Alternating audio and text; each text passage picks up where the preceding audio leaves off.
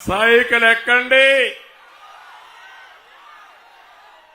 Janasena, Telugu Desam, BJP జెండాలు కట్టుకోండి. గాజు గ్లాస్ చేతిలో పెట్టుకోండి. ఎవడైనా అడ్డం వస్తే తొక్కుకుంటూ వెళ్ళండి.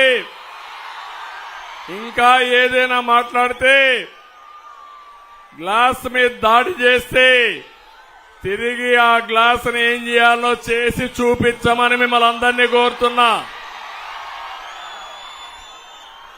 ఈరోజు ఇక్కడికి వచ్చినప్పుడు పవర్ స్టార్ పవన్ కళ్యాణ్ గారు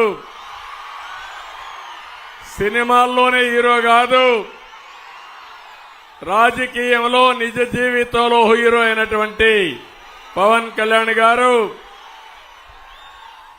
నేను మచిలీపట్నం వచ్చినప్పుడు, బందర్ వచ్చినప్పుడు మచిలీపట్నం ఒక్కసారి గుర్తు చేసుకుంటే సాహితీ, సాంస్కృతిక, రాజకీయ రంగాలకు వేదిక కృష్ణా జిల్లా.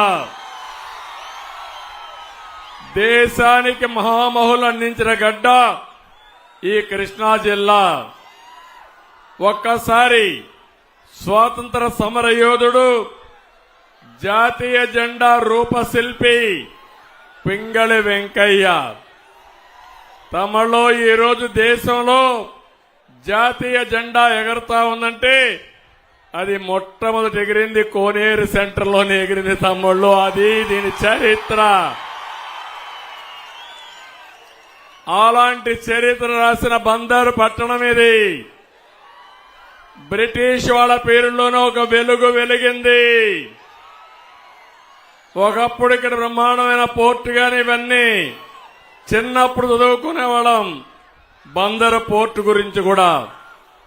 అలాంటి ఇక్కడ ఆంధ్ర బ్యాంక్ వ్యవస్థాపకులు భోగరాజు పట్టాభి సీతారామయ్య గారిని కూడా ఒక్కసారి గుర్తు చేసుకుని ఆ నాయకుల స్ఫూర్తితో ఈరోజు ఈ మీటింగ్ ని ప్రారంభిద్దాం.